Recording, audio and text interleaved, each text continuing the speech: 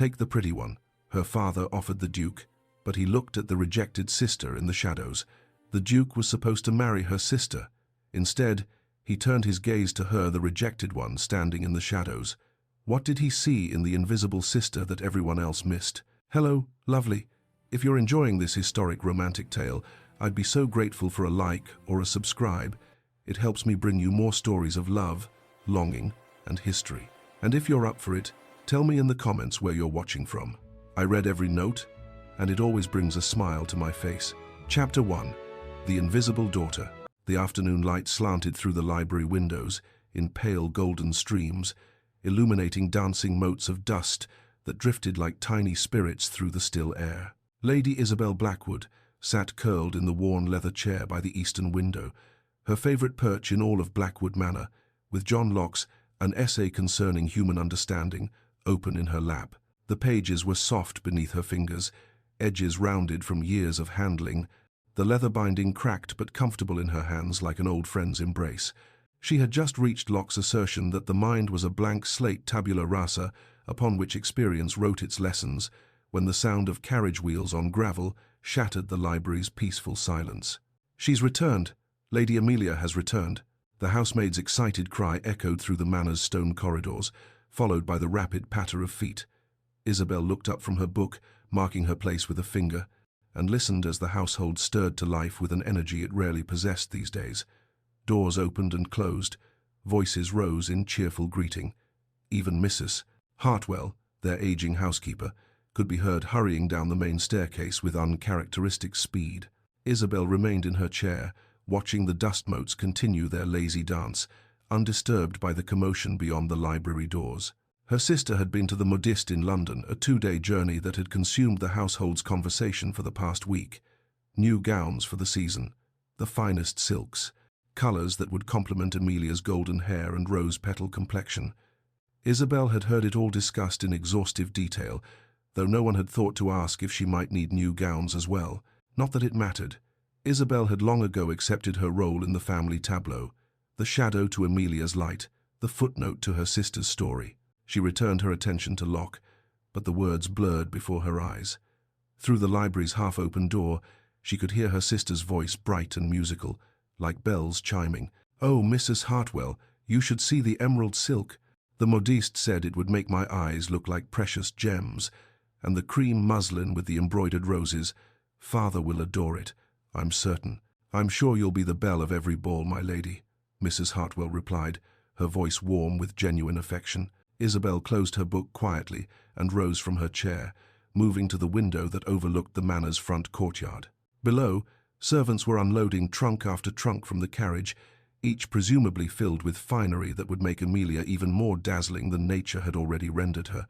Lady Amelia Blackwood stood in the center of the activity like a sun around which planets orbited, her golden hair catching the autumn light, her face animated with excitement. She was beautiful, there was no denying it. Society had proclaimed it since her debut 3 years ago, and the proclamation had only grown louder with time. Perfect features, perfect bearing, perfect charm.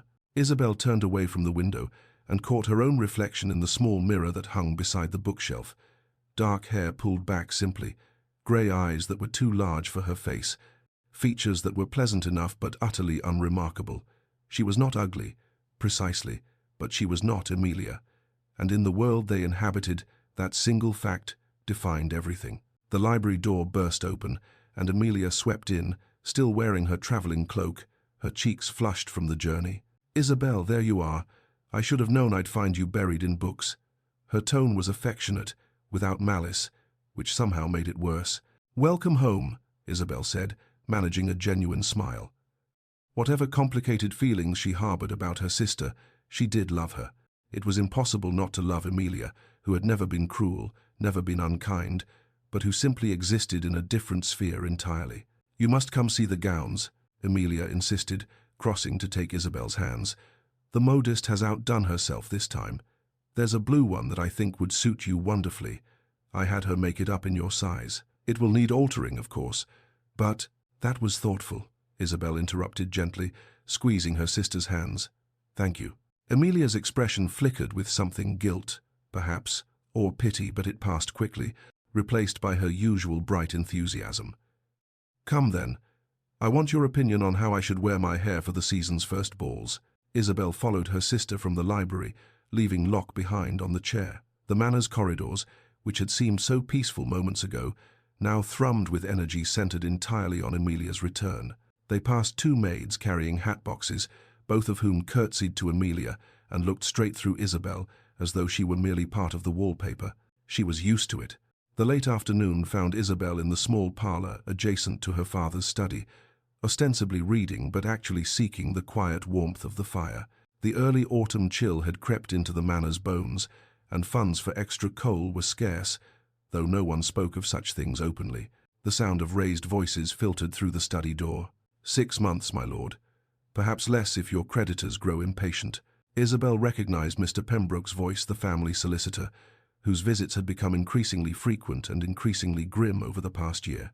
"There must be something," her father replied, his usually authoritative voice tight with desperation.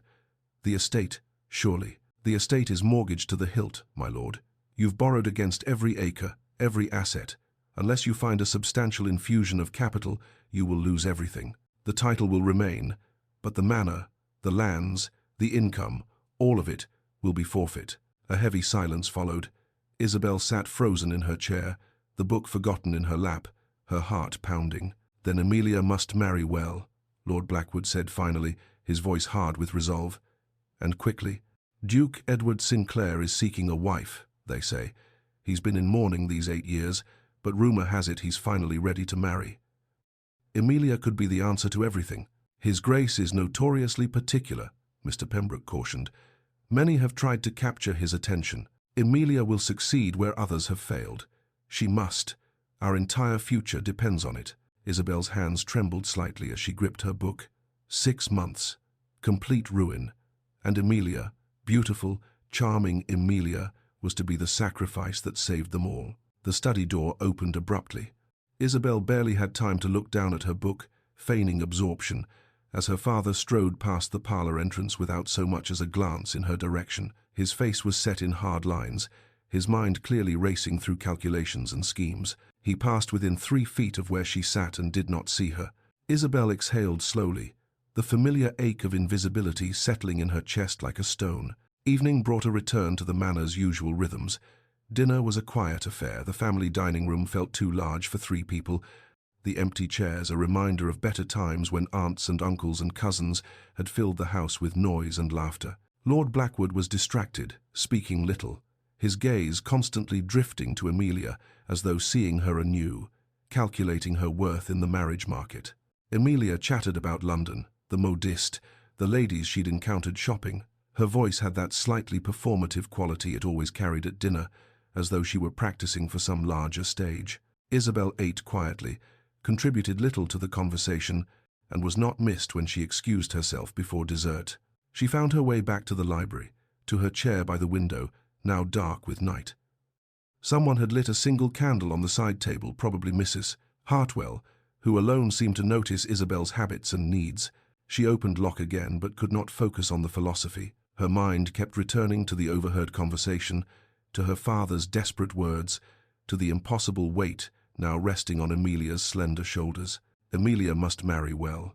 Not Isabel. Never Isabel.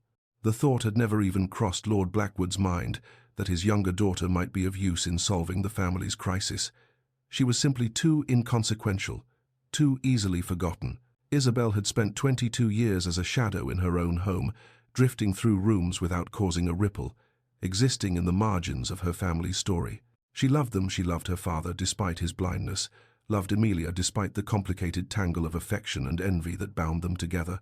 But the loneliness of perpetual invisibility had carved a hollow space inside her that no amount of books could fill. The sound of hoofbeats on gravel drew her attention to the window.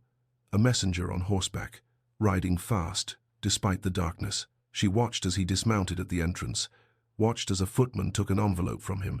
Moments later, Amelia's delighted cry echoed through the manor. "Father, father, come quickly. An invitation from Duke Edward Sinclair himself." Isabel remained in her library chair, listening to the excited voices in the distance, knowing without being told that her name would be included on the invitation only as an afterthought, a necessary formality. Lady Amelia Blackwood and family were invited to a grand ball at the Duke's estate. The trap was set, the game had begun, and Isabel, as always, would watch from the shadows while her sister stepped into the light. She looked down at the book in her lap, at Locke's careful reasoning about the nature of human understanding, and felt the weight of a truth the philosopher had never addressed, that understanding oneself, seeing one's own worth, meant nothing if the world had already decided you were invisible. The candle flickered in a draught, casting dancing shadows across the page. Outside her library sanctuary, Blackwood Manor hummed with new energy, new hope, all of it centered on Amelia's golden beauty and the Duke who might save them all. And Isabel, alone with her books and her thoughts, allowed herself one moment of selfish longing, wondering what it might feel like to be seen, truly seen, by someone who looked past the surface to the person beneath. Then she closed her book, extinguished her candle, and disappeared into the darkness of the manor's corridors, a ghost in her own home. Chapter 2. The Arrangement. The week that followed the Duke's invitation transformed Blackwood Manor into a hive of frenzied activity. Seamstresses arrived at dawn and worked by candlelight into the evening, their needles flashing as they adjusted hems and took in seams.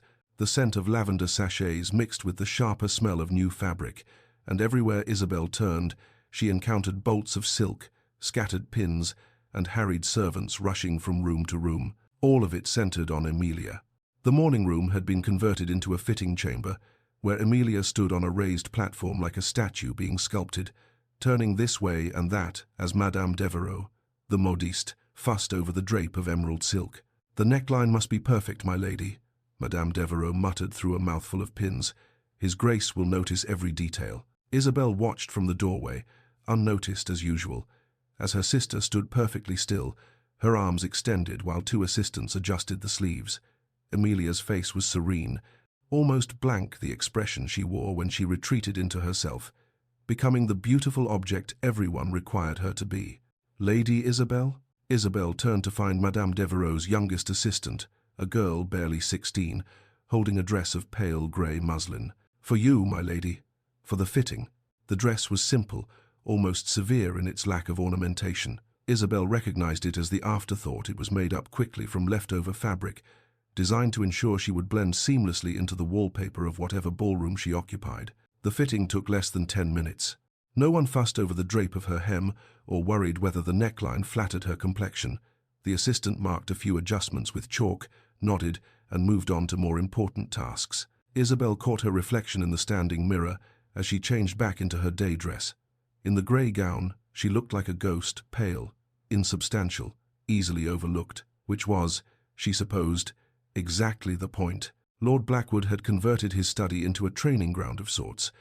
Isabel passed by one afternoon to find him coaching Amelia on the art of conversation, pacing before her like a general preparing his troops for battle. "You must be charming, but not forward, interested, but not desperate. You must laugh at his jests, but not too loudly. You must—" "Father, please," Amelia interrupted, a rare edge to her voice. "I understand what is required. Do you?" Lord Blackwood stopped his pacing, fixing his elder daughter with an intense stare. "Do you truly understand what hangs in the balance? You are the solution to all our problems, my dear. The Duke is our salvation. You cannot, you must not fail us." Isabel, standing unnoticed in the doorway, watched her sister's shoulders tighten, watched the way Amelia's hands clenched in her lap before she forced them to relax, to settle gracefully, perfectly. "I will not fail you, father," Amelia said quietly, her voice stripped of its usual music. Lord Blackwood nodded, satisfied, and returned to his pacing, listing all the ways Amelia must present herself to capture a duke's attention. Isabel slipped away before either of them noticed her presence.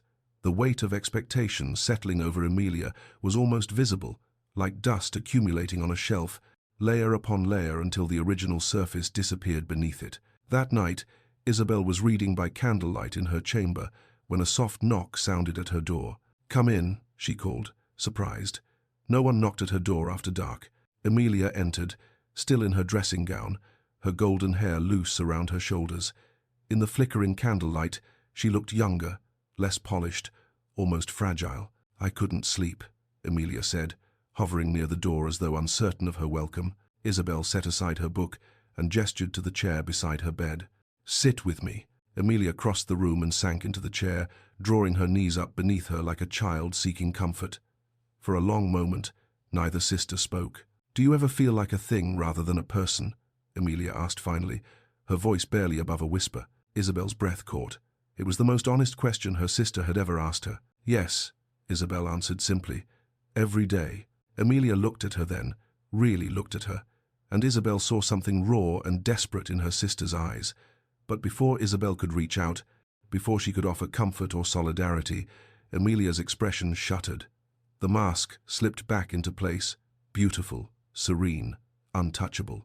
"I should let you sleep," Amelia said, rising abruptly.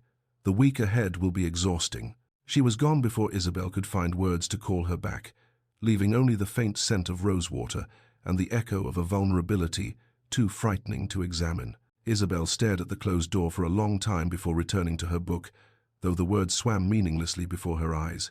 The library became Isabel's refuge from the chaos consuming the manor.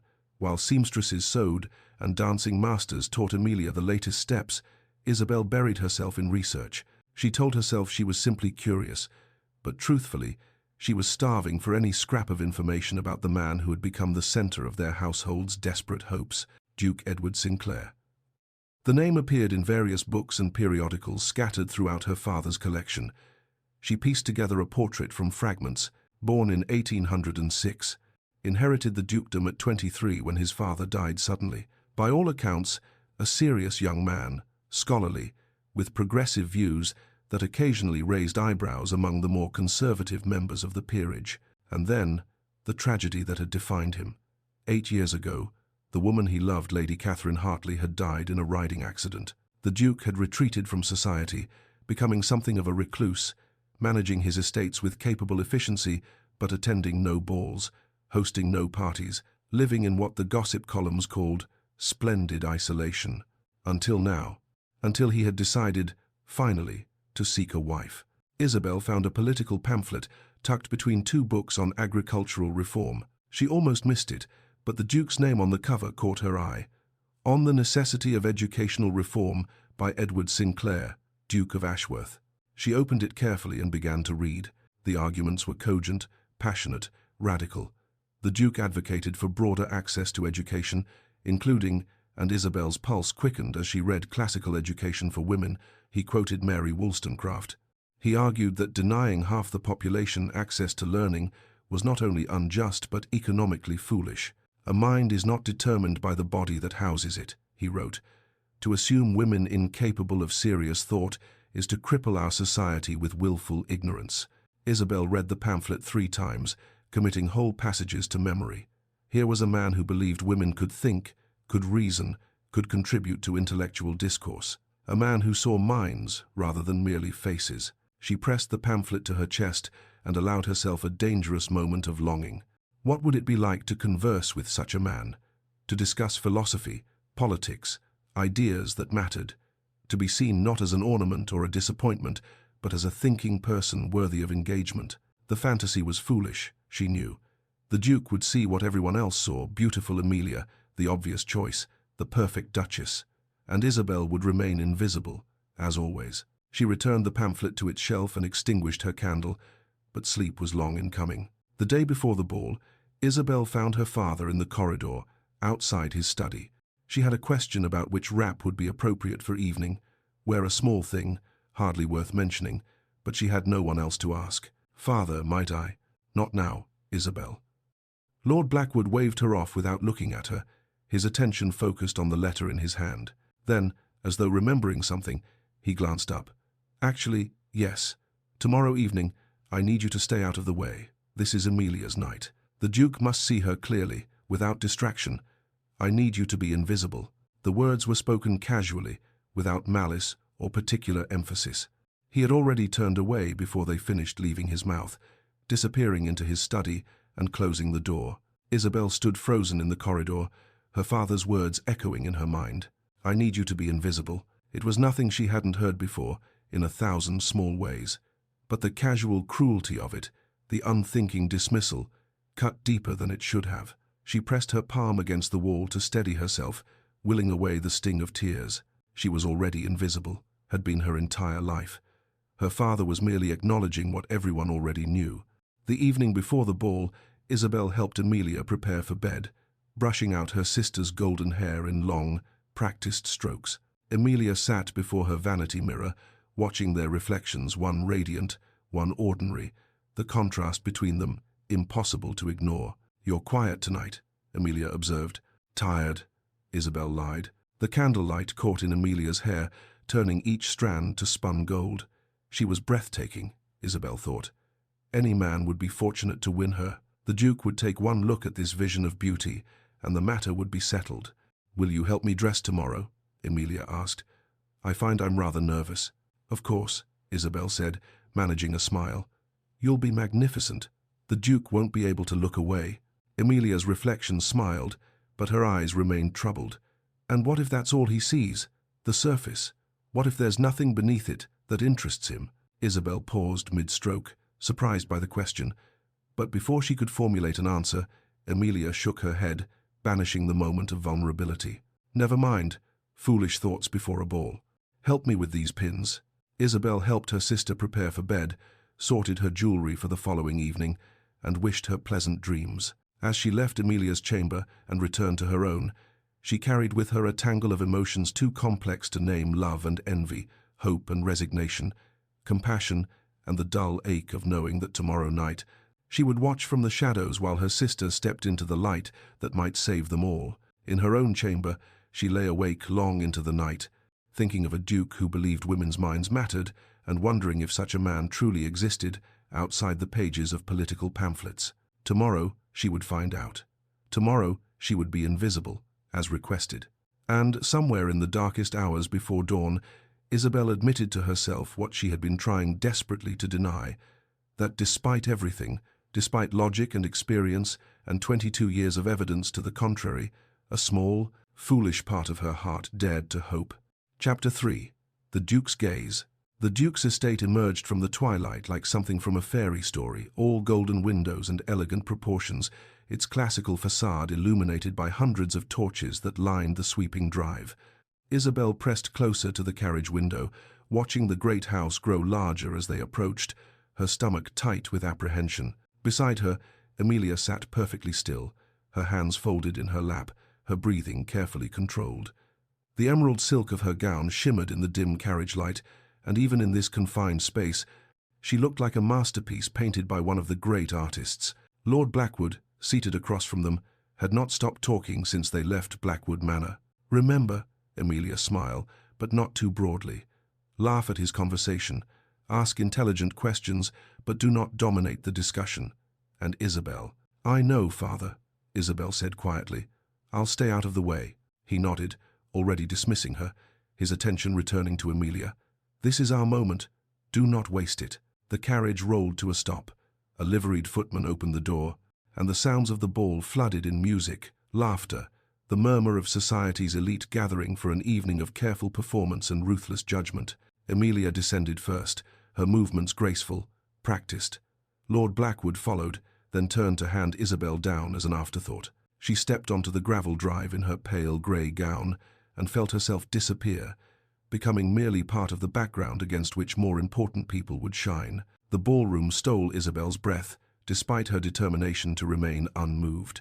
Crystal chandeliers hung from a ceiling painted with elaborate frescoes, their countless candles reflected in gilt-edged mirrors that made the room seem infinite. The orchestra occupied a raised platform at the far end, their music weaving through the conversations of ladies in jewel-toned gowns and gentlemen in impeccable evening dress. The air smelled of hothouse flowers, expensive perfume, and beeswax candles. It was too much, too bright, too loud, too overwhelming.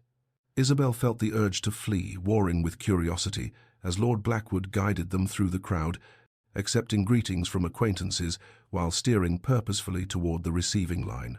And there, at the center of it all, stood Duke Edward Sinclair. He was taller than Isabel had imagined, broad-shouldered, with dark hair that fell slightly over his forehead despite obvious attempts to tame it. Handsome, certainly, but it was not his features that arrested her attention. It was the quality of stillness about him, the sense of a man who had learned to armor himself against the world. Grief had etched faint lines around his eyes and mouth, lending his face a gravity that set him apart from the younger, more carelessly cheerful men surrounding him. He moved through the obligations of hosting with quiet dignity, greeting each guest with courtesy but without the affected charm of aristocratic performance. There was something almost weary about him, Isabel thought, as though he were going through expected motions while his thoughts remained elsewhere. "Your Grace." Lord Blackwood's voice rose above the general din as he positioned himself before the Duke, Amelia at his side like a prize being presented. "May I have the honor of presenting my daughter the finest jewel in all of England, Lady Amelia Blackwood?" Amelia curtsied perfectly, her golden hair catching the candlelight, her smile luminous. Isabel, standing slightly behind and to the side, watched the Duke's expression carefully. He bowed, said something appropriate, asked Amelia to dance. Society watched approvingly as the Duke led Amelia to the floor for a waltz. Lord Blackwood beamed with satisfaction. Isabel felt her heart sink with the inevitability of it all, beautiful Amelia and the handsome Duke, the perfect match, the expected outcome.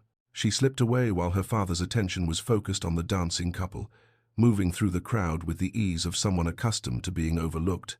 The press of bodies made her anxious, the noise overwhelming, and she found herself gravitating toward the quieter edge of the ballroom. A wall of floor-to-ceiling bookcases occupied one end of the room, a curious choice for a ballroom, but Isabel blessed whoever had designed it. She approached the shelves like a drowning person reaching for solid ground.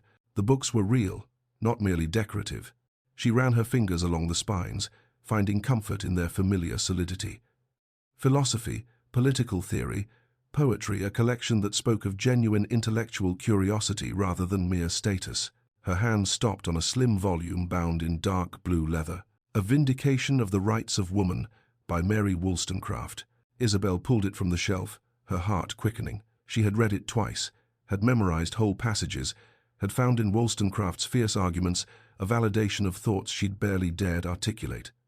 To find it here, in a Duke's ballroom, seemed almost miraculous. She opened it carefully, finding the dedication page, then the beginning of the introduction. The words were old friends, welcoming her home. Wollstonecraft, a bold choice for a ball. The voice came from directly beside her, low, cultured, tinged with something that might have been amusement.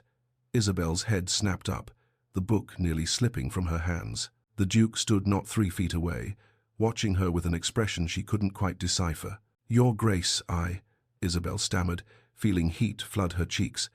"I apologize. I shouldn't have." "Why not?" he interrupted gently.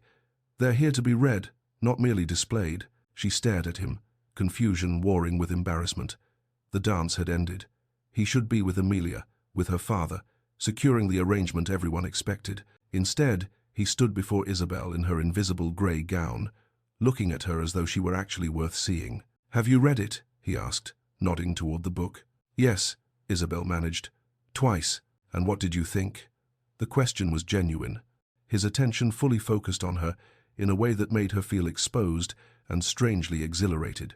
"I think," Isabel paused, gathering her thoughts, feeling herself slip into the familiar comfort of ideas rather than awkward social performance.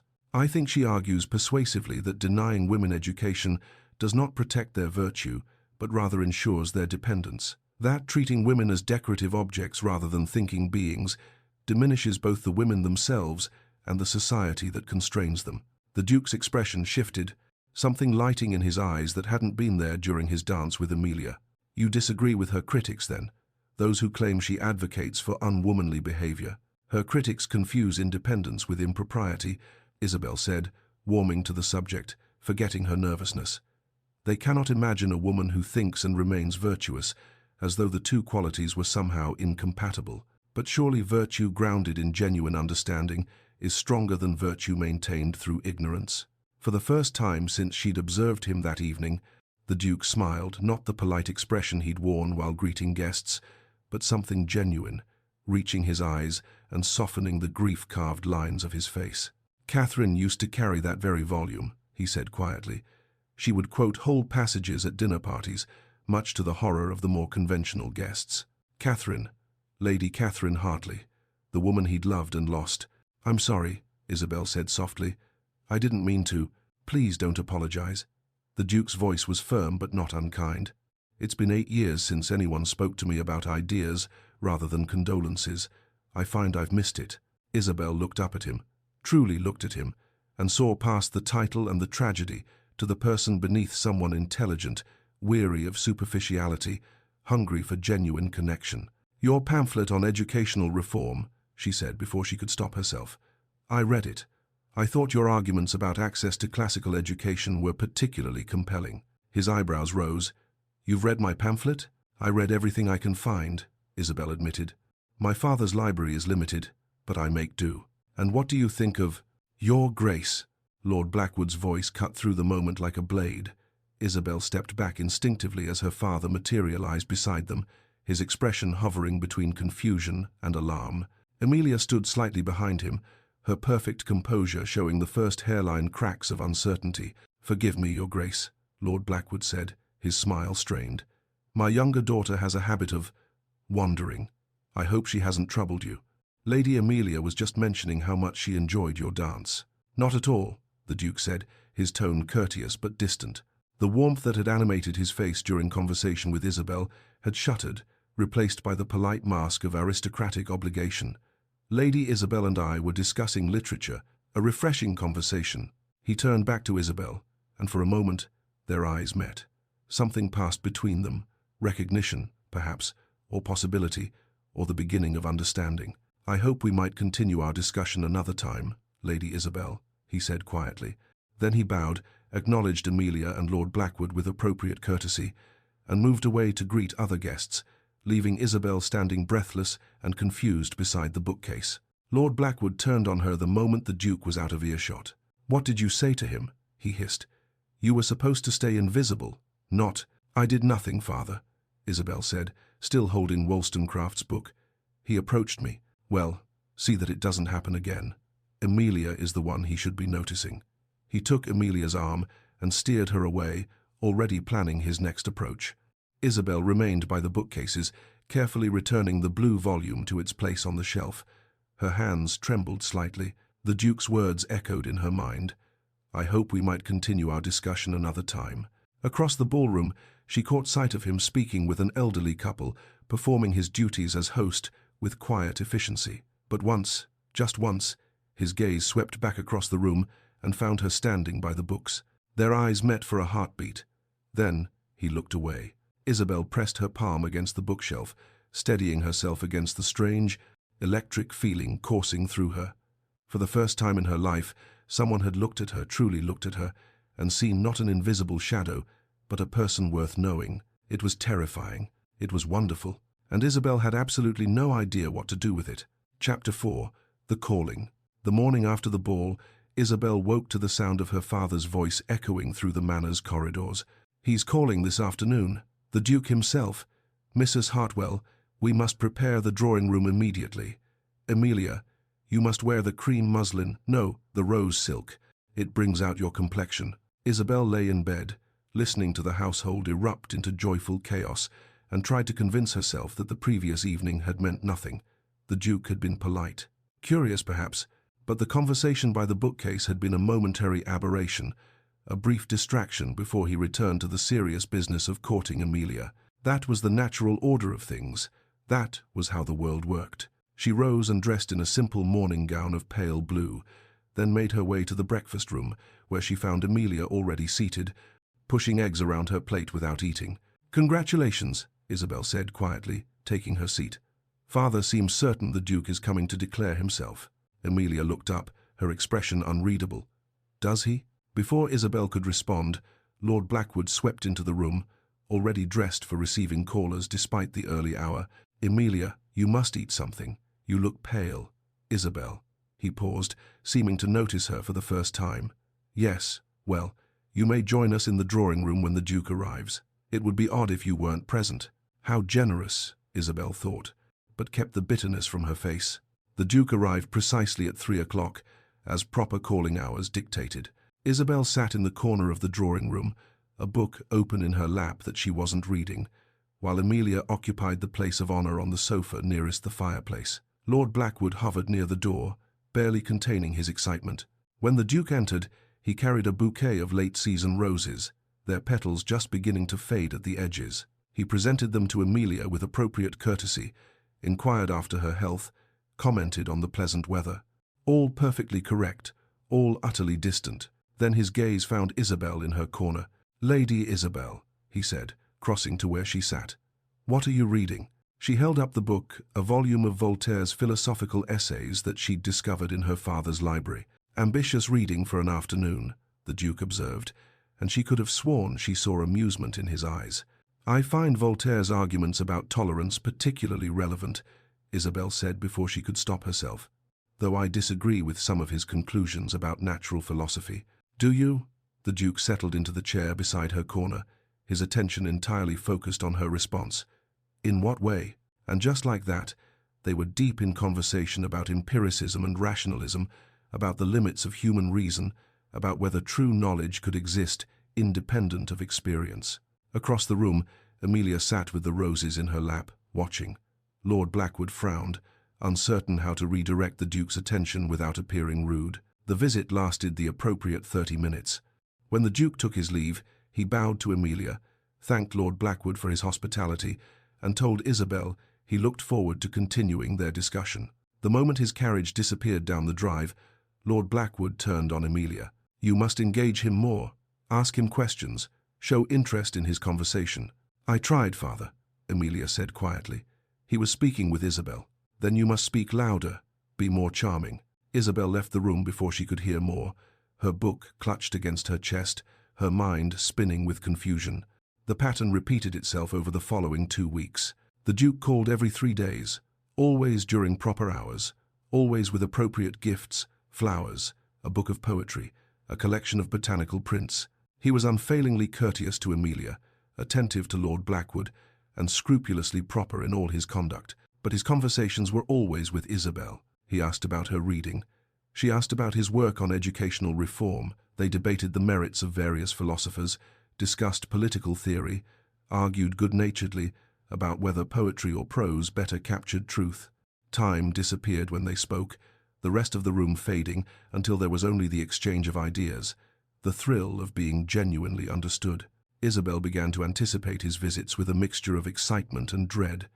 Each conversation made the next separation more difficult. Each thoughtful question, each moment of intellectual connection, carved deeper into her carefully guarded heart. Amelia grew quieter with each visit, her perfect composure showing cracks like fine porcelain under pressure. She performed her role flawlessly, smiled at the right moments, offered tea with graceful hands, never showed anger or resentment. But Isabel saw the tightness around her sister's eyes, the way her shoulders tensed when the Duke turned his attention away from her. Lord Blackwood remained stubbornly oblivious, attributing the Duke's interest in Isabel to mere politeness. "He's being kind to your sister because she's here," he told Amelia after the 4th visit. "But you must work harder to capture his real attention. Be more vivacious. Laugh more. Show him what an excellent duchess you would make." Isabel wanted to scream at her father's blindness. But what would be the point? He saw what he needed to see, what the world had taught him to value. The 5th visit changed everything. The Duke arrived on a crisp afternoon when the autumn leaves were at their peak, the gardens ablaze with gold and crimson. After the usual pleasantries in the drawing-room, he made an unexpected request. "The day is remarkably fine," he said, addressing Lord Blackwood. "Might I impose upon your hospitality and request a walk in your gardens? I've heard they're quite beautiful this time of year." Lord Blackwood nearly fell over himself, agreeing. "Of course, Your Grace." Amelia, accompany the Duke. "I was hoping," the Duke interrupted gently, "that both Lady Amelia and Lady Isabel might join me. I find the conversation flows more easily with a small group." It was an unusual request, but not improper. Lord Blackwood hesitated, then nodded. The 3 of them walked out into the garden, Amelia on the Duke's right arm, Isabel on his left, though she had not taken his offered arm, keeping a proper distance instead. They had barely reached the rose arbor when a maid appeared, breathless. "Lady Amelia, forgive me, but your mother requests your presence. She has need of your opinion on the menu for tomorrow's dinner." It was obviously contrived. Lady Blackwood had never consulted Amelia about menus in her life, but Amelia, reading the situation with the sharp intelligence she usually kept hidden, simply nodded. "Of course. Your Grace, Lady Isabel, please excuse me." She swept away, leaving Isabel alone with the Duke among the fading roses. Panic fluttered in Isabel's chest. This was improper. They should return to the house, find a chaperone, maintain the appropriate distance. Instead, They walked deeper into the garden. "Your Grace," Isabel said finally, unable to bear the silence, "I believe you are expected to court my sister." "Expected, yes." The Duke's voice was quiet, measured. "Expected by your father, by society, by everyone who sees only surfaces." "She is beautiful," Isabel said, defensive. "She is everything a duchess should be." "She is lovely," the Duke agreed. "She is accomplished and graceful and perfectly bred for the role, and when I speak with her, I feel nothing but a distant sort of appreciation, like admiring a portrait in a gallery." Isabel stopped walking, turning to face him. "Then why do you keep calling?" The Duke met her eyes, and she saw in them a vulnerability that made her breath catch. "I lost someone very dear to me, many years ago," he said carefully. "Catherine. She was brilliant and fierce and utterly herself, and when she died, I believed my capacity for connection died with her. I spent 8 years in a comfortable sort of numbness, managing my estates, fulfilling my obligations, feeling nothing." He paused, and Isabel saw him gathering courage. "But you," he continued, "you remind me that there are still minds worth knowing, souls worth discovering. When we speak, I feel alive again. Not because you resemble Catherine, you don't, not in any physical way, but because you're real, Isabel. You're genuinely, authentically yourself, and that is rarer than you can possibly imagine in the world we inhabit." Isabel's hands trembled. She clasped them together, trying to steady herself. "I am not my sister," she said, her voice barely above a whisper. "I am not beautiful. I am not charming. I am not what society expects. I will embarrass you at dinners and balls. People will say you made a poor choice, that grief has clouded your judgment." "Isabel," the Duke spoke her name like a prayer. "No, you are something far more rare than beautiful or charming.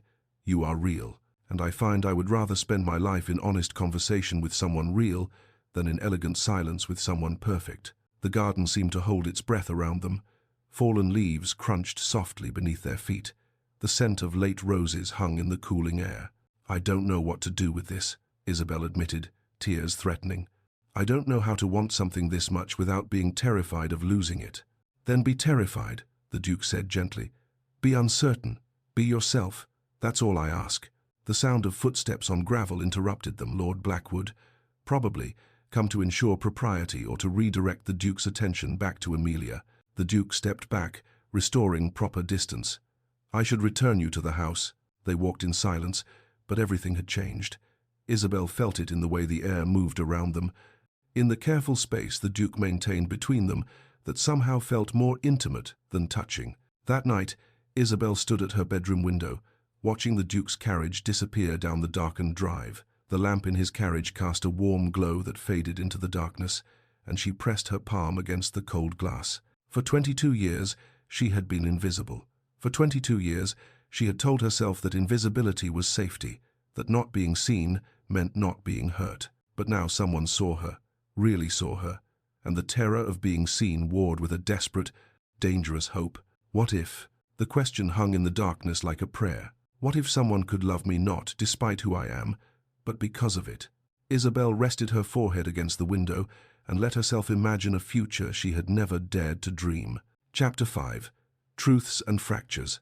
3 weeks after the ball, Isabel woke to whispers.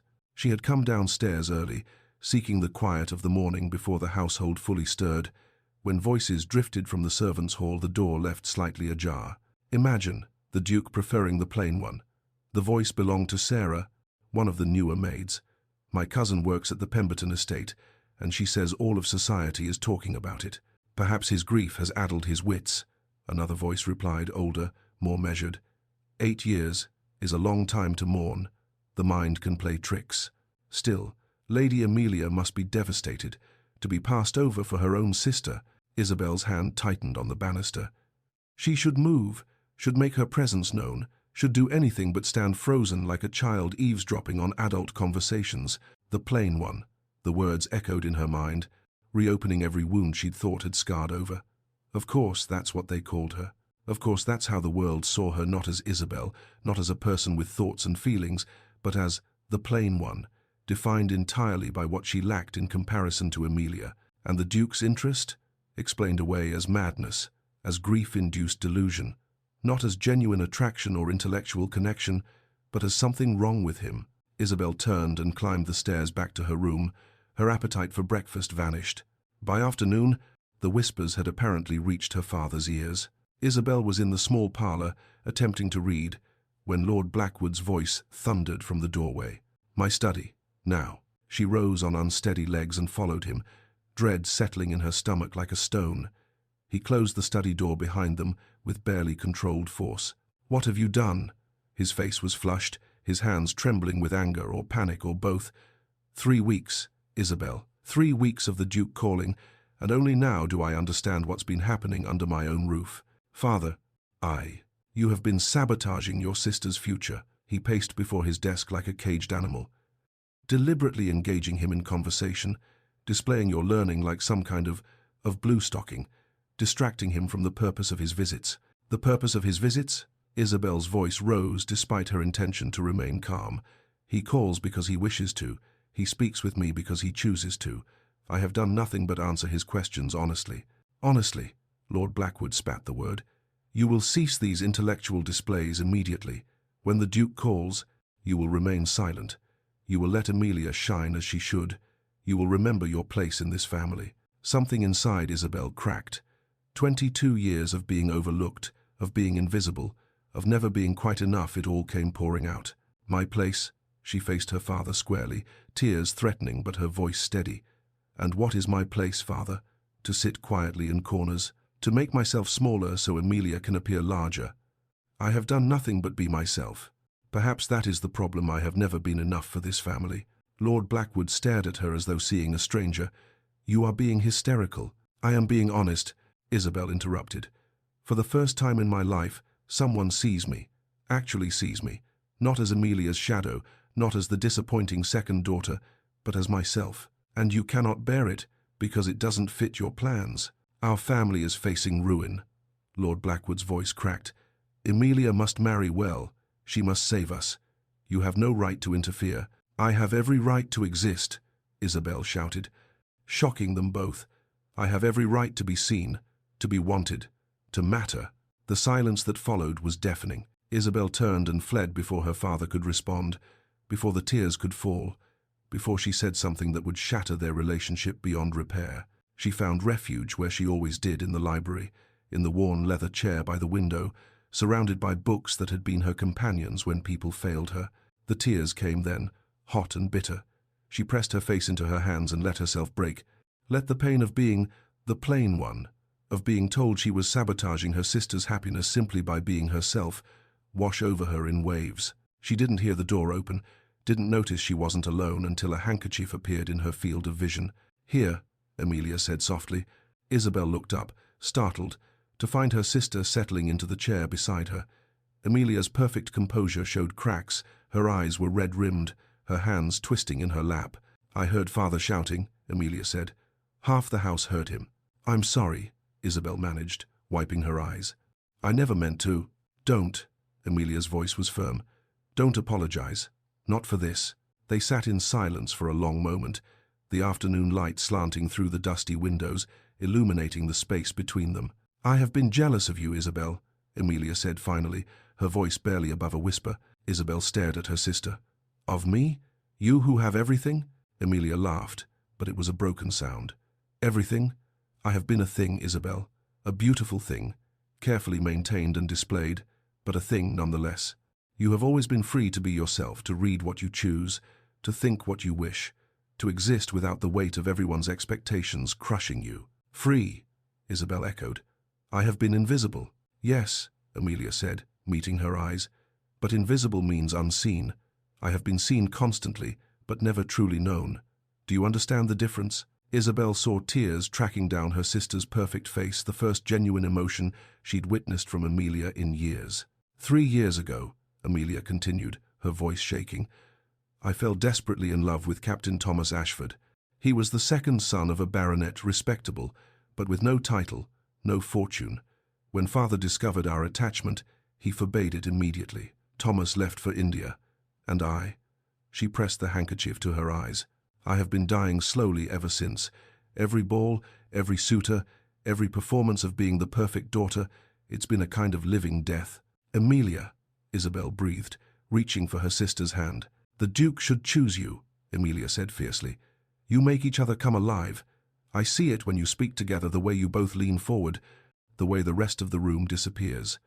I see the way he looks at you, Isabel, and I wish," her voice broke, "I only wish someone would look at me that way. Not at my face, not at what I represent, but at me." Isabel squeezed her sister's hand, understanding flooding through her.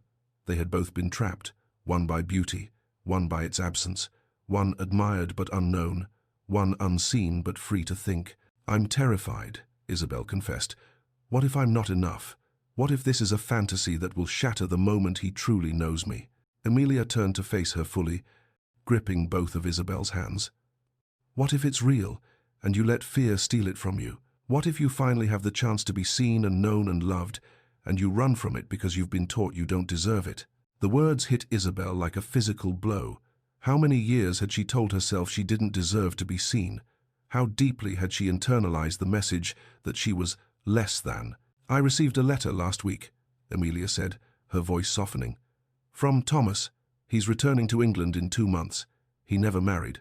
He says he never stopped loving me." Isabel's breath caught. "What will you do?" "I don't know yet," Amelia admitted. "Father will be furious. But watching you with the Duke, watching you find the courage to be yourself despite everything, it's made me wonder if perhaps I deserve that too." The sisters embraced then, clinging to each other, finding in shared pain and shared hope a connection that had eluded them their entire lives.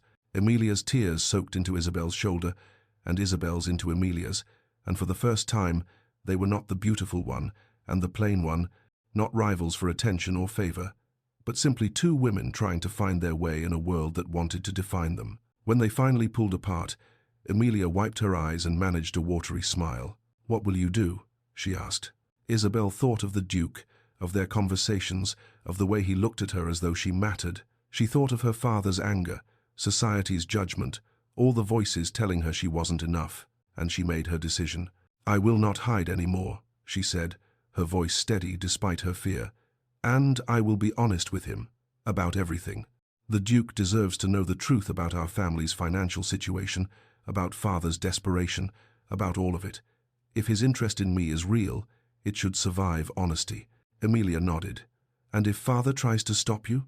Then I will finally stop being invisible by choice," Isabel said. "I have spent 22 years making myself small to fit into spaces that were never meant for me. No more." They sat together as the afternoon light faded, two sisters who had finally seen each other clearly, finding strength in solidarity. Outside the library, the household continued its anxious preparations, Lord Blackwood no doubt plotting how to salvage Amelia's prospects. But in the quiet sanctuary of books and dusty light, Isabel and Amelia made their own plans, plans that had nothing to do with what society expected and everything to do with what they deserved. For the first time in her life, Isabel felt the weight of invisibility lifting. It was terrifying, it was exhilarating, and she was finally ready. Chapter 6. The Offering and the Debt. The invitation arrived on thick cream paper, sealed with the Duke's crest in burgundy wax. Lord Blackwood read it 3 times before his hands stopped trembling. "The Duke of Ashworth requests the pleasure of the Blackwood family's company for tea at Ashworth Manor. This is it," he said, his voice tight with barely suppressed hope. "A formal invitation to his estate. He means to make an offer." Isabel, standing by the window with a book she wasn't reading, felt her stomach clench. She had resolved to tell the Duke the truth about their family's circumstances, but the weight of that decision pressed on her chest like a physical thing. Amelia, seated at her embroidery, met Isabel's eyes across the room. In that glance passed understanding, encouragement, and something that looked like pride. "We must make an excellent impression," Lord Blackwood continued, already planning. "Amelia, the lavender silk. Isabel." He paused, seeming to truly look at her for the first time in days. "Wear something appropriate." Isabel nodded, her throat too tight for words. Ashworth Manor in daylight was even more magnificent than it had been on the night of the ball. The autumn sun gilded the classical facade, and the formal gardens stretched in geometric perfection toward distant woods ablaze with color. They were received in a drawing-room that spoke of wealth deployed with taste rather than ostentation. Wedgwood blue walls, furniture upholstered in cream damask, paintings that were genuine masterpieces rather than mere decoration. A tea service of delicate porcelain waited on a low table, and through the tall windows, the gardens beckoned. The Duke greeted them with his characteristic quiet courtesy, but his eyes found Isabel immediately and held there a moment longer than propriety strictly allowed. "Thank you for accepting my invitation," he said, gesturing for them to be seated. "I hope the journey wasn't too taxing." Lord Blackwood launched into effusive gratitude, his nervousness making him verbose. Amelia sat perfectly still, her hands folded in her lap, her expression serene. Isabel perched on the edge of her chair, her heart hammering against her ribs. Tea was poured. Pleasantries were exchanged. The Duke asked after their comfort, commented on the unusually fine weather, mentioned an upcoming exhibition at the Royal Academy. All perfectly normal, all utterly surreal. Then the Duke set down his cup and turned to Lord Blackwood. "Sir, I wonder if I might request a private word with Lady Isabel. There is a matter I wish to discuss with her." The silence that followed was deafening. Lord Blackwood's cup rattled slightly in its saucer. Amelia's eyes widened fractionally before her composure reasserted itself. "Your Grace," that would be. "Highly irregular," Lord Blackwood managed. "I am aware," the Duke said calmly. "Nevertheless, I ask your permission." It wasn't really a request, not from a Duke. Lord Blackwood swallowed hard and nodded. The Duke rose and offered Isabel his hand. She took it, feeling the warmth of his palm through her glove, and followed him from the drawing-room. His study was magnificent, a cathedral to learning. Books lined every wall from floor to ceiling, their leather spines gleaming in the autumn light that streamed through windows overlooking the gardens. The scent of leather and paper and old wood filled the air, and Isabel felt something in her chest loosen despite her anxiety. "Your library," she breathed. "One of the few rooms in this house that feels genuinely mine," the Duke said, closing the door behind them. Not completely leaving it slightly ajar for propriety, but enough to create intimacy. They stood facing each other in the center of the room, and Isabel summoned every ounce of courage she possessed. "Your Grace, there is something you must know," she said before he could speak. "Before you say anything, before this goes any further, I cannot in good conscience allow you to continue in ignorance." He waited, his expression attentive but not alarmed. The words tumbled out in a rush. "My father is facing financial ruin, complete ruin. Our family has approximately 4 months before we lose everything, the estate, the income, all of it. The only thing that will remain is the title, which is worth nothing without the means to support it." She took a shaking breath. "You should know this, because if you are considering any future association with our family, you deserve the truth. I will not have you discover later that you were deceived." The Duke's expression didn't change. He simply watched her with those dark, assessing eyes. "I know," he said quietly. Isabel's world tilted. "You know? I make it my business to know the circumstances of anyone I might ally myself with," the Duke said, taking a step closer. "I learned of your family's situation before I ever attended that ball." "Then why?" Isabel couldn't finish the question. Her mind spun with implications. The Duke moved closer still, near enough that she could see the fine lines around his eyes, the slight imperfection where an old scar marked his left eyebrow. "Because financial circumstances have nothing to do with the worth of a person's mind, heart, or soul," he said, his voice low and intense. "I did not come to that ball seeking a transaction, Lady Isabel. I came because I have been alone for 8 years, and I was weary of loneliness. I came hoping to find, I don't know what I was hoping for, but I found you." Isabel's hands trembled. She clasped them together to still them. "But I will not court you under false pretenses," the Duke continued. "I want to help your family not as payment for your hand, not as leverage or obligation, but because it is within my power to do so, and because your father's desperation has trapped both his daughters in cages they didn't build. I cannot let you solve our problems," Isabel said, her voice breaking. "It wouldn't be right. It would mean I came to you because of money, because of necessity." "Then don't let me," the Duke interrupted gently. "Let me solve them for Amelia's sake, for your mother's sake, for the servants who would lose their positions. What happens between us should be separate from financial obligation. I want your choice to be free, Isabel, genuinely free." No one had ever offered her freedom before. The concept was so foreign that she couldn't quite grasp it. "Free," she echoed. "I am not proposing," the Duke said, and she heard vulnerability in his voice. "Not yet. I am asking if you would allow me to court you properly." with no debts between us, no obligations, no pressure, just possibility. Just two people discovering whether what we found in conversation might grow into something more. The study was very quiet. Through the windows, Isabel could see gardeners working in the distance, autumn leaves drifting down like golden rain. The world continued, oblivious to the fact that her entire life was reordering itself in this moment. "I am terrified," she whispered. "I know," the Duke said. "So am I. What if I'm not enough? What if society's judgment proves too much? What if, Isabel," he spoke her name like a benediction, "what if you are exactly enough? What if this terrifying thing is real?" She looked up into his face and saw her own fear reflected there, her own desperate hope, and she understood then that vulnerability was not weakness, it was the only honest foundation on which anything real could be built. "Yes," she said, "I am terrified, but yes." The Duke's expression transformed relief and joy and something deeper that made her breath catch. He didn't touch her beyond what propriety allowed, but the space between them felt charged, alive with possibility. "Then let me speak with your father," he said. "Let me settle the debts as a gesture of goodwill, and then, if you're willing, let me court you properly." Isabel nodded, not trusting her voice. They returned to the drawing room, where Lord Blackwood and Amelia waited in tense silence. The Duke resumed his seat and finished his tea, speaking of inconsequential things, before requesting a private word with Lord Blackwood in his study. Isabel watched them go, then met Amelia's questioning gaze. "He knows," Isabel mouthed, "about everything." Amelia's eyes widened, but before she could respond, the men returned.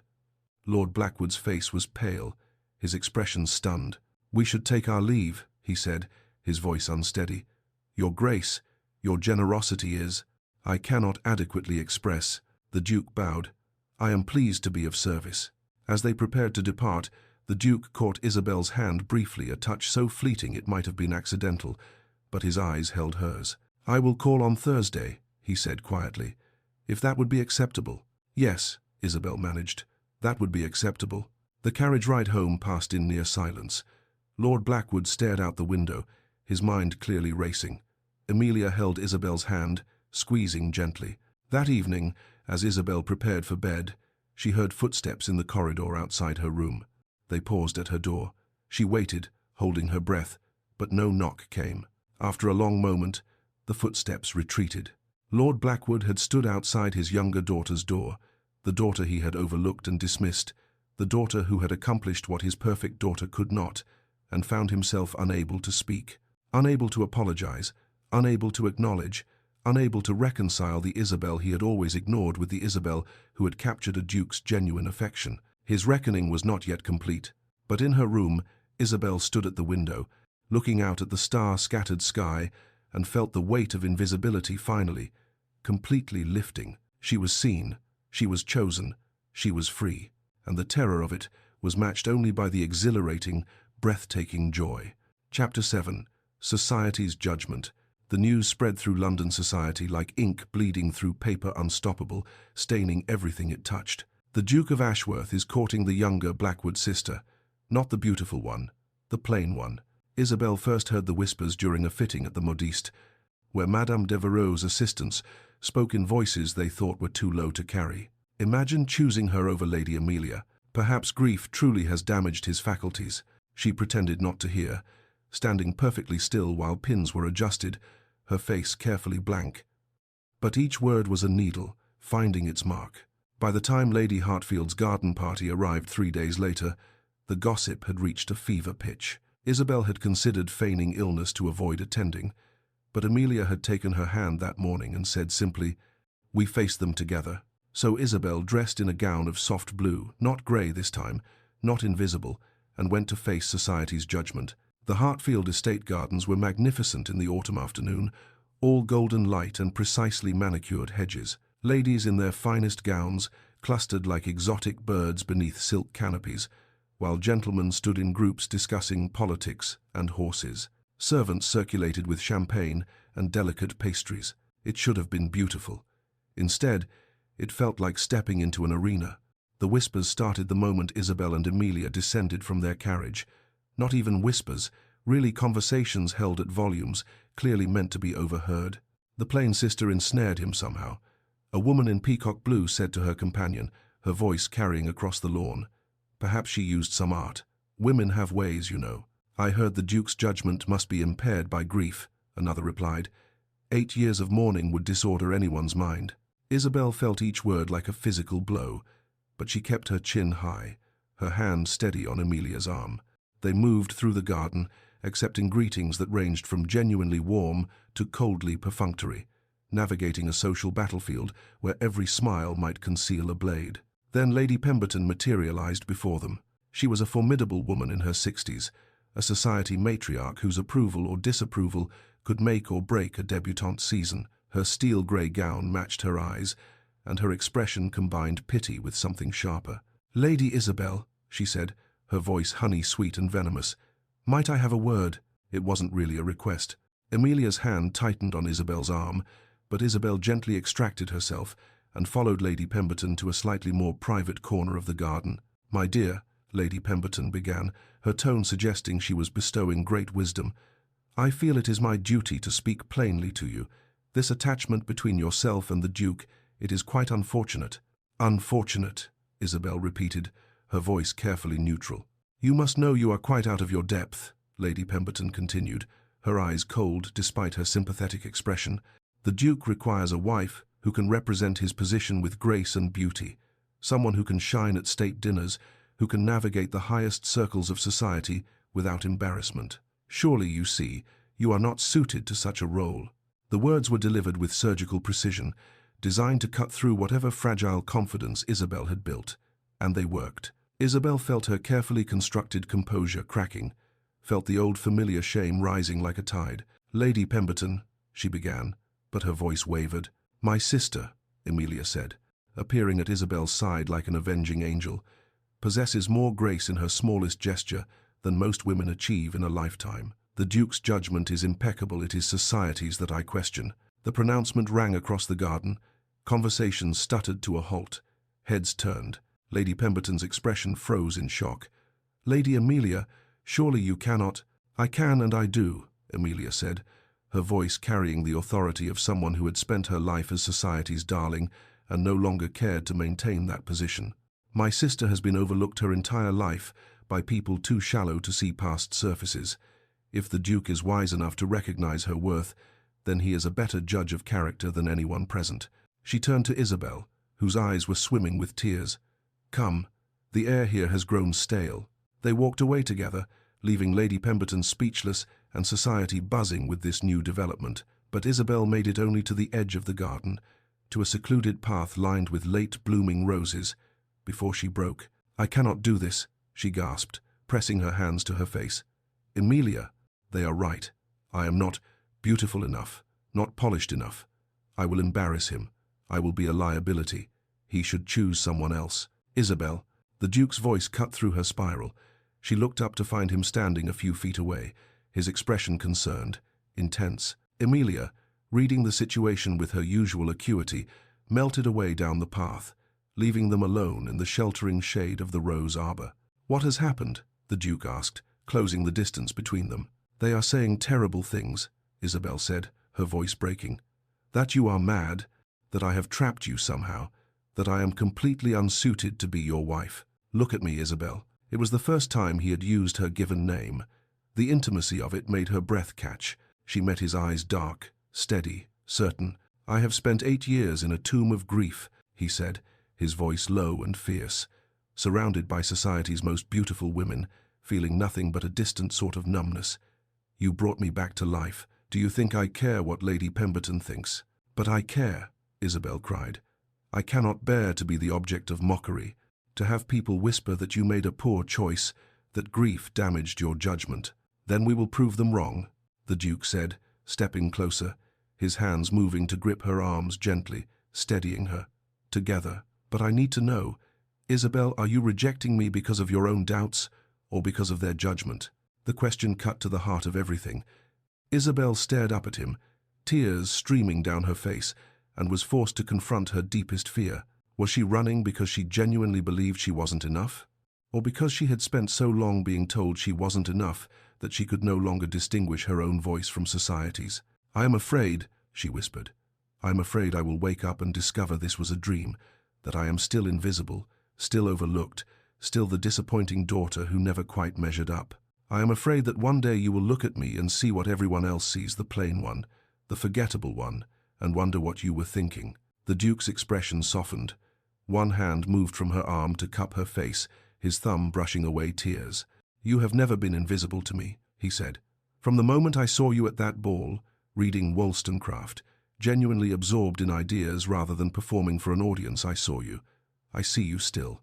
I see a woman of remarkable intelligence, fierce honesty, and a depth of character that makes every other woman I've met seem like shadows on a wall." "They will never accept me," Isabel said, but her voice was weakening. "Some will," the Duke countered. "Some already do. And those who don't, their opinions matter less to me than one honest conversation with you." He paused, his eyes searching hers. "I do not want to be invisible anymore. I want to be seen by you, even if society disapproves." "Then stand with me," the Duke said. "Let them whisper. Let them judge. We will build something real, something that doesn't require their approval to exist. But I need you to choose this, Isabel, not out of duty or desperation, but because you want it." Isabel looked up at this man who saw her, truly saw her, who had offered her freedom and then stood firm when she was most afraid. She thought of 22 years of invisibility, of making herself small, of accepting that she was less than, and she chose differently. "I do not want to be invisible anymore," she said, her voice growing stronger. "I want to be seen, by you, by myself, even if society disapproves, even if they whisper, even if they never accept me. I want to try. I want this." The Duke smiled, that genuine smile that transformed his grief-marked face into something beautiful. "Then let us return to the party," he said, offering his arm. Together, Isabel took his arm, feeling the solid warmth of him beside her, and they walked back down the rose-lined path toward the garden party and its judging eyes. The whispers rose like a wave when they appeared, Isabel's hand on the Duke's arm, his posture protective, both their expressions resolute. Lady Pemberton's face went through several fascinating transformations. Other guests stared openly, but Amelia was there, smiling with fierce pride. And a few faces, the Duchess of Marlborough, old Lord Hartfield, Lady Sarah Whitmore, showed not judgment but approval. Isabel held her head high and did not let go of the Duke's arm. That evening, as Isabel prepared for bed, a soft knock sounded at her door. "Come in," she called, expecting Amelia. Instead, Lord Blackwood entered, looking older and more uncertain than she had ever seen him. "Father," Isabel said, surprised. He stood in the doorway, struggling visibly with words that clearly didn't come easily. "I have failed you as a father," he said finally, his voice rough. "I saw only what society valued and missed what truly mattered. For 22 years, I looked past you, dismissed you, treated you as though you were somehow less than your sister. I cannot undo those years. I cannot give you back what I took through my blindness." Isabel's throat tightened. "But I see you now," Lord Blackwood continued. "And I am proud of your courage, proud of the woman you have become, despite my failures. You have more strength than I ever recognized. It wasn't a complete redemption. Years of hurt couldn't be erased with one conversation. But it was a beginning, an acknowledgement, an apology, a tentative step toward something better." "Thank you, Father," Isabel said softly. He nodded, unable to say more, and withdrew. Isabel stood alone in her room, looking at her reflection in the mirror, the same face she had always had, unremarkable, ordinary, not the face society celebrated, but seen, chosen, valued. She smiled at her reflection and finally, for the first time in her life, liked what she saw. Chapter 8. The Gala and the Declaration. 4 weeks had passed since the garden party, and Isabel had spent them learning what it meant to be courted properly. There had been walks in the park, with Amelia accompanying as chaperone, where she and the Duke discussed everything from political philosophy to their favorite novels. Dinners at both estates, where conversation flowed easily despite Lord Blackwood's lingering nervousness. Afternoons in the Duke's magnificent library, where he had given her free rein to explore his collection, and they had debated the merits of various authors until the light faded. She had grown more confident with each passing day, more certain that this was real, that she was genuinely wanted. But tonight was the ultimate test. The Duke's Gala was the event of the season. Every person of consequence in London society would be there, watching, judging, waiting to see what the Duke would do. Isabel stood before her mirror as Amelia fastened the last button on her gown, deep sapphire silk that they had chosen together, elegant and understated, honoring Isabel's own style rather than trying to compete with conventional beauty. "You look magnificent," Amelia said, stepping back to admire her work. "Not because of the gown, though it's lovely, because you look like yourself, confident, ready." Isabel met her sister's eyes in the mirror. "I'm terrified." "Good," Amelia said, smiling. "That means it matters." A knock at the door interrupted them. Lord Blackwood's voice tentative. "The carriage is ready when you are." In the month since his halting apology, her father had been carefully, awkwardly trying to repair what he had broken. He asked about her reading now. He looked at her when he spoke. It wasn't enough to erase 22 years, but it was something. "We're coming, father," Isabel called. Amelia squeezed her hand. "Tonight, you step fully into the light. No more shadows." Isabel took a deep breath and nodded. Ashworth Manor blazed with light, every window golden, the drive lined with torches that turned the approaching carriages into a procession of fire. The sound of music and laughter drifted across the grounds, and Isabel felt her heart hammering against her ribs. The weight of hundreds of eyes found her the moment she entered the ballroom. She had expected it, had prepared for it, but the reality still stole her breath. Society's elite turned to observe the Blackwood family's entrance, conversations pausing mid-sentence, fans stilling mid-flutter. The whispers began immediately, not cruel now, but curious, speculative. The Duke's choice. The plain sister, the one who somehow captured him. Then the Duke was there, crossing the ballroom with purpose, his eyes finding Isabel immediately, as though everyone else had ceased to exist. "Lady Isabel," he said, bowing formally. "Lady Amelia, Lord Blackwood, welcome." His greeting was proper, appropriate, but his gaze held Isabel's a moment longer than strictly necessary, and she saw in his eyes everything he couldn't say in public. "You're here. You came. You're magnificent." The evening progressed in a blur of introductions and conversations. Isabel navigated the social waters with growing confidence, no longer trying to disappear into corners. Some guests remained cool, disapproving. Others were curious, asking thoughtful questions, genuinely interested in this woman who had captured the Duke's heart. A few were openly supportive. The Duchess of Marlborough, ancient, formidable, respected by all, approached Isabel during a lull in conversation.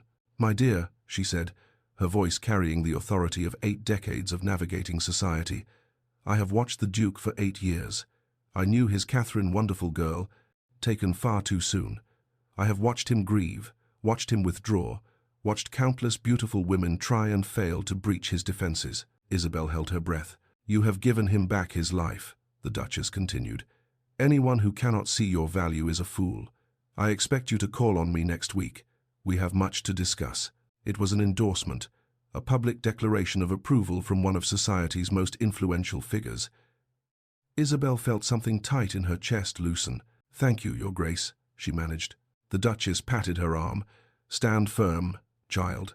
You're stronger than you know." The moment came as the clock struck 10. The Duke crossed the ballroom, the crowd parting before him, and stopped in front of Isabel. The music had paused between sets.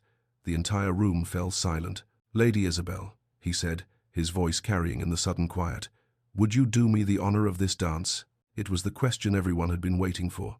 Isabel's hand trembled slightly as she placed it in his. "Yes," she said clearly, "I would be honored." The orchestra began a waltz, something sweeping and romantic, that filled the ballroom with sound. But as the Duke led Isabel onto the floor, as his hand settled at her waist and hers on his shoulder, the music faded to background noise. The world narrowed to just the two of them. They moved together, turning in perfect synchronization, and Isabel forgot to be nervous, forgot the watching eyes, forgot everything except the man before her. "I see you, Lady Isabel," the Duke said quietly, his voice meant only for her. "Not as the sister in the shadows, but as yourself, as the woman who challenged me, who made me want to live again, who brought light back into my carefully guarded heart." Isabel felt tears threatening but kept them at bay through sheer will. "I have spent my life invisible," she said, finding her voice, finding her courage. "But you taught me that I was not invisible. I was simply waiting to be seen by the right eyes." The Duke's expression softened, transformed. "Will you marry me, Isabel?" he asked, the words carrying the weight of everything they had built together. Will you stand beside me, not as an ornament, but as a partner? Will you challenge me, debate with me, build a life of substance with me? The ballroom seemed to hold its breath. Isabel looked up at this man who saw her, truly saw her, who had offered her not just love but freedom, partnership, genuine equality. Yes, she said, her voice clear and certain, no longer afraid. I choose myself, and I choose you. The Duke smiled that genuine, transformative smile, and produced a ring from his pocket, simple, elegant, with a sapphire the exact color of her gown, set in delicate gold. He slipped it onto her finger as they continued to dance, and the ballroom erupted. Applause thundered through the space, even from those who had disapproved, even from those who had whispered cruel things. Because the Duke's happiness was undeniable, Isabel's courage was evident, and love, when it was this real, was impossible to dismiss. They finished the dance as an engaged couple, and Isabel felt like she was floating. Then, as the music ended and they stepped apart, a commotion rippled through the crowd near the entrance. A man stood there tall, sun-bronzed, dressed in traveling clothes that spoke of hasty arrival. His eyes swept the ballroom and locked immediately on one person, Amelia. Captain Thomas Ashford had come home. Isabel watched her sister's face transform, every carefully maintained mask shattering to reveal pure, overwhelming joy. Amelia moved across the ballroom like a woman in a dream, and the captain met her halfway, taking her hands, saying something Isabel couldn't hear, but could read in every line of his body. I never stopped loving you. The Duke leaned close to Isabel. I tracked him down 3 weeks ago, he whispered, sent a letter explaining the situation. He was already booking passage home when my letter arrived. He'd been planning to return for months, gathering the courage to win her back. Isabel looked up at her fiancé with wonder. You did this? Every love story deserves a chance, he said simply. Across the room, Lord Blackwood watched both his daughters, one newly engaged to a duke, one reunited with her lost love, and Isabel saw understanding finally dawn on his face. The cost of his blindness, the years wasted trying to force his daughters into shapes that didn't fit them, the happiness he had nearly destroyed through narrow vision. He met Isabel's eyes across the ballroom and nodded, not forgiveness earned, but acknowledgement given. The gala continued, but now 2 love stories were blooming amid the music and champagne and society's fascinated whispers. Later, when the crowd had thinned slightly and the initial excitement had settled, Isabel and the Duke slipped away to the terrace. The autumn night was crisp and clear, stars scattered across the sky like diamonds. The gardens stretched before them in geometric beauty, and the sounds of the gala drifted through the open doors behind them, distant, unimportant. I was so afraid, Isabel said quietly, looking out over the grounds. Afraid I wasn't enough, afraid this was all a dream that would shatter. The Duke took her hand, his thumb brushing over the sapphire ring. You were always enough. You simply needed to believe it yourself. Isabel turned to face him.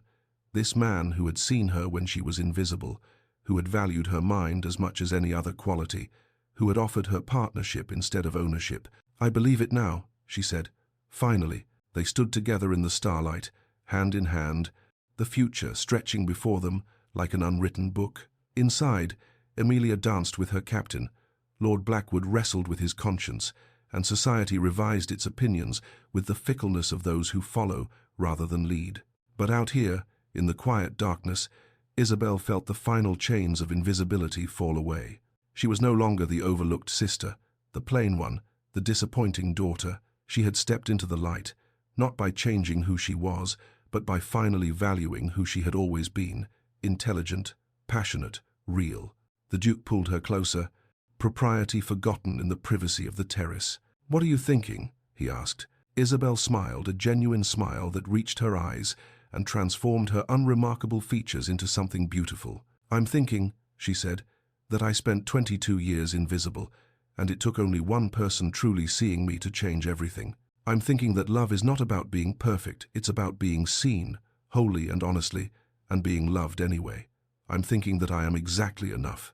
The Duke kissed her forehead gently. More than enough. They remained on the terrace as the stars wheeled overhead, 2 people who had found each other against all expectation, who had built something real in a world of performances, who had chosen authenticity over approval. Inside, the gala continued. Outside, in the quiet night, Isabel Blackwood, soon to be Isabel Sinclair, Duchess of Ashworth stood in the light at last, no longer invisible, no longer afraid, finally, beautifully, completely herself. And it was enough. It was more than enough. It was everything. And so, dear listeners, Isabel Blackwood stepped out of the shadows and into a love that saw her true worth. Sometimes the greatest love stories aren't about being chosen despite our flaws. They're about being cherished because of our authentic selves. If this story touched your heart, please show your support by hitting that like button. It helps more people discover these tales of hope and unexpected romance. Subscribe to Lyra's Romance Stories and ring the notification bell so you never miss our next journey into love, courage, and happy endings. What did you think of Isabel and the Duke's story? Have you ever felt invisible, only to be truly seen by someone special?